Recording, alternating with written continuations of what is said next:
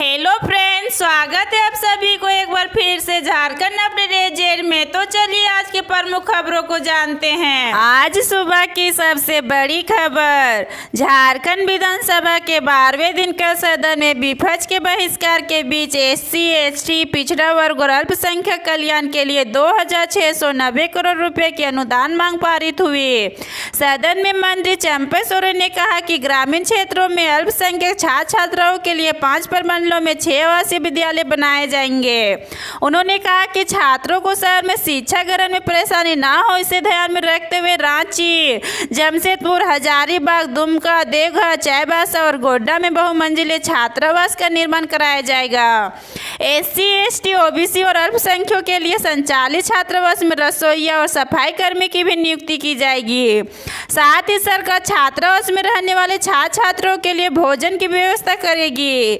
हर छात्रावास में लाइब्रेरी का निर्माण कराया जाएगा और आदिवासी संस्कृति कला केंद्र की व्यवस्था की जाएगी।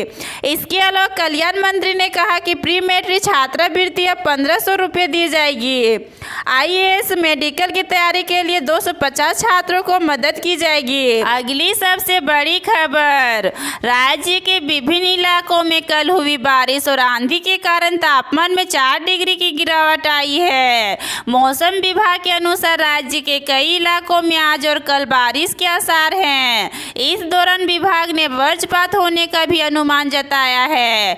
विभाग ने कहा कि पाकुड़, साहेबगंज, बोकारो, देवघर, धनबाद, पूर्वी सिंहभूम, गढ़वा, गोड्डा, गुमला, जामताड़ा, खूंटी, लातेहार, लोहरदगा, सिमडेगा और पश्चिम सिंहभूम जिले के कुछ भागों में हल्के से मध्यम दर्जे की बारिश होगी, जबकि दोनों दिन 30 से 40 किलोमीटर प्रति घंटे की रफ्तार से हवा चल सकती है। दोस्तों, आपसे विनती है कि इस चैनल को अभी सब्सक्राइब करें ताकि रोजाना अपडेट आप तक पहुंचते रहे। अगली सबसे बड़ी खबर, प्रधानमंत्री नरेंद्र मोदी और बांग्लादेश की प्रधानमंत्री शेख हसीना ने आज 130 किलोमीटर लंबी ऊर्जा पाइपलाइन का संयुक्त रूप से उद्घाटन किया। भारत और बांग्लादेश के बीच की इस पहली ऊर्जा पाइपलाइन का उद्घाटन वीडियो कॉन्फ्रेंस के माध्यम से किया गया। इस अवसर पर प्रधानमंत्री नरेंद्र मोदी ने कहा कि भारत बांग्लादेश मैत्री पाइपलाइन से दोनों देशों के बीच ऊर्जा क्षेत्र में सहयोग बढ़ेगा। प्रधानमंत्री ने कहा कि इस पाइपलाइन से बांग्लादेश के 7 उत्तरी जिलों में प्रति वर्ष 10 लाख हाई स्पीड डीजल भेजा जाएगा। बांग्लादेश की प्रधानमंत्री शेख हसीना ने इस अवसर पर कहा कि भारत से आने वाली ऊर्जा पाइपलाइन से बांग्लादेश की ऊर्जा सुरक्षित सुनिश्चित होगी। उन्होंने इसे दोनों देशों के बीच सहयोग का महत्वपूर्ण कदम बताया। इस पाइपलाइन पर लगभग 377 करोड़ रुपए की लागत आई है। पाइपलाइन निर्माण में बांग्लादेश के हिस्से के 285 करोड़ रुपए भारत में सहायता के तौर पर प्रदान किए हैं। अगली सबसे बड़ी खबर, प्रधानमंत्री नरेंद्र मोदी ने कहा है कि वैश्विक संकट के बावजूद भारत की आर्थिक और बैंकिंग व्यवस्था मजबूत है। कल नई दिल्ली में इंडिया टुडे के कार्यक्रम में उन्होंने कहा कि भारत की सारी उपलब्धियां इसके लोकतंत्र और सांस्थानिक मजबूती की बदौलत है। श्री मोदी ने कहा कि भारत अभूतपूर्व परिस्थितियों के बीच आगे बढ़ रहा है और विश्व समुदाय के समक्ष एक उदाहरण प्रस्तुत कर रहा है। अगली सबसे बड़ी खबर, देश भर में कल से 5वां पोषण पखवाड़ा शुरू हो रहा। महिला और बाल विकास मंत्रालय के इस आयोजन के दौरान देश में विभिन्न क्रियाकलाप आयोजित किए जाएंगे। इसका उद्देश्य पोषण के महत्व के बारे में जन आंदोलन और जन भागीदारी के माध्यम से जागरूकता को प्रसार करना और पौष्टिक खान पान की आदतों को बढ़ावा देना है। पोषण अभियान के शुभारंभ प्रधानमंत्री नरेंद्र मोदी ने 8 मार्च 2018 को किया था। इस अभियान ने पोषण के मुद्दे को विचार विमर्श के केंद्र में ला दिया। झारखंड में कोरोना के बाद अब प्रदेश में H3N2 इन्फ्लुएंजा के मरीजों की संख्या बढ़ने लगी। इसकी शुरुआत पूर्वी सिंहभूम जिले से हुई। जमशेदपुर में H3N2 वायरस से संक्रमित एक मरीज की पुष्टि शहर के साक्षी क्षेत्र में हुई। इसको लेकर जिला के सभी अस्पताल को अलर्ट कर दिया।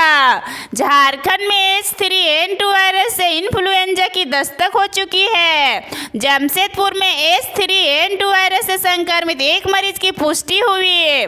मरीज का इलाज TMH में चल रहा है। पूर्वी सिंहभूम जिला सिविल सर्जन ने बताया कि पूरे जिला से 29 मरीजों के सैंपल जांच के लिए भेजे गए थे, जिनमें 6 मरीज में से एक पॉजिटिव पाया गया। कोरोना वायरस के बाद अब भारत में H3N2 इन्फ्लुएंजा के मरीजों की संख्या में तेजी देखी जा रही है, जिसे लेकर देश के सभी राज्यों को अलर्ट जारी किया गया। वहीं झारखंड में H3N2 वायरस से संक्रमित पहला पूर्वी सिंहभूम जिला में पाया गया। जमशेदपुर में H3N2 संक्रमित पहला मरीज पाया गया। जमशेदपुर के साक्षी क्षेत्र में रहने वाली 78 वर्षीय महिला H3N2 पॉजिटिव पाई गई।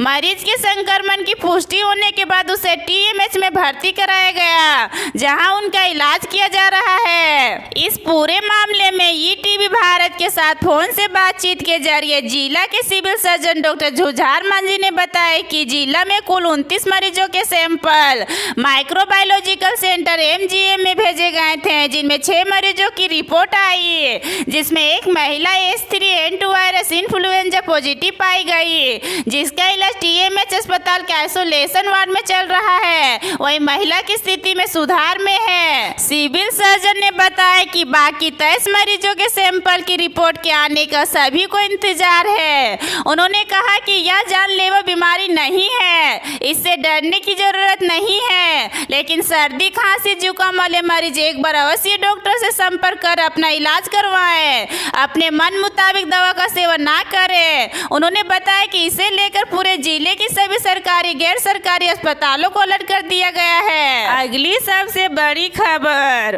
प्रधानमंत्री टीबी मुक्त भारत अभियान के तहत पाकुड़ जिला प्रशासन की ओर से आज 43 टीबी रोगियों को गोद लिया गया। पुराना सदर अस्पताल परिसर में टीबी हारेगा भारत जीतेगा कार्यक्रम का आयोजन कर उपायुक्त वरुण रंजन ने इन टीबी रोगियों के बीच निक्षय पोषण किट का वितरण किया। इस दौरान उपायुक्त ने जिले के व्यवसायियों और समाज सेवियों से अपील की कि वे टीबी रोगियों को गोद लेने की पहल करें। कार्यक्रम के मौके पर civil surgeon doctor Mantu Kumar Tekriwal ने बताया कि जिले में 849 टीबी मरीजों का इलाज चल रहा है और इनमें से 625 टीबी रोगियों को पोषाहार किट मुहैया कराया जा रहा है। अगली सबसे बड़ी खबर, झारखंड के पूर्व मुख्यमंत्री एवं भारतीय जनता पार्टी के राष्ट्रीय उपाध्यक्ष रघुवर दास ने जमशेदपुर के एग्रीको मैदान में ललित नारायण में सांस्कृतिक एवं सामाजिक कल्याण समिति द्वारा आयोजित मिथिला महोत्सव में भाग लिया।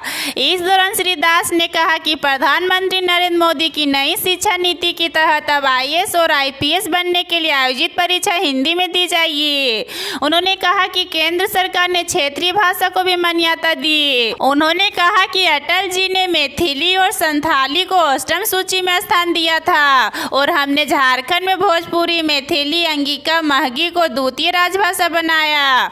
उन्होंने झारखंड सरकार पर निशाना साधते हुए कहा कि यहाँ वोट बैंक की राजनीति की जा रही है, अभी तक यह सरकार नियोजन नीति लागू नहीं की है। अगली सबसे बड़ी खबर, अंतर्राष्ट्रीय वन दिवस 2023 के अवसर पर वन पर्यावरण एवं जलवायु पर्यावरण विभाग की ओर से रांची के डोंडरा स्थित वन भवन के सभागार में 3 दिवसीय कार्यक्रम आज से आरंभ होगा।